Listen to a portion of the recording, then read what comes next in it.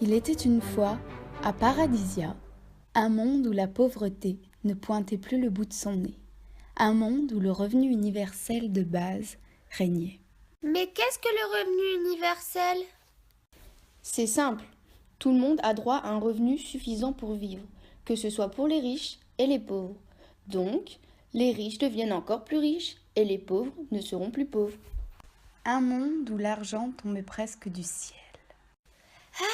Et il pleut des billets? Non, l'argent provient des capacités économiques et fiscales de la nation. Tous les pays développés ont les moyens de mettre fin à la pauvreté depuis des années. Ah oui, et donc on n'a plus besoin de travailler? Bien sûr que si, la grande majorité des gens souhaitent travailler, qu'ils en aient besoin ou non. Puis cela permet à chacun de pouvoir augmenter son revenu global. Ah ok. C'est aussi un monde où les résultats scolaires triomphaient, où la violence disparaissait et la bonne santé se répandait dans tout Paradisia. Oh mais comment ça se fait? Une bonne éducation est accessible à tous, ainsi qu'aux soins. Il y a donc une diminution des pathologies psychiques. Les agressions sont moins nombreuses grâce à une stabilité économique. Mais comme je vous ai dit, ce n'était qu'une histoire. Paradisia n'est qu'un rêve prémonitoire. Oui, revenons à la réalité. Et elle est comment la réalité? 4,1 millions de personnes se retrouvent sans domicile fixe. Et personne ne les aide? Si, Give Directly est une organisation qui lutte contre l'extrême pauvreté en leur donnant de l'argent sans contrepartie.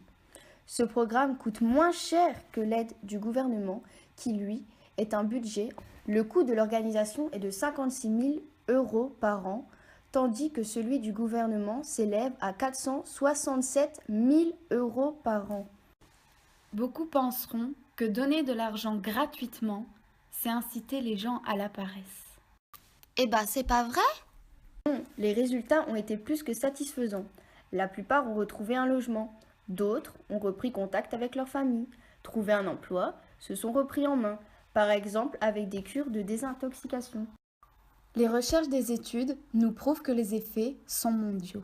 L'argent donné sans contrepartie permet la réduction du taux de criminalité, la mortalité infantile, la malnutrition, les grossesses adolescentes et l'absentéisme scolaire.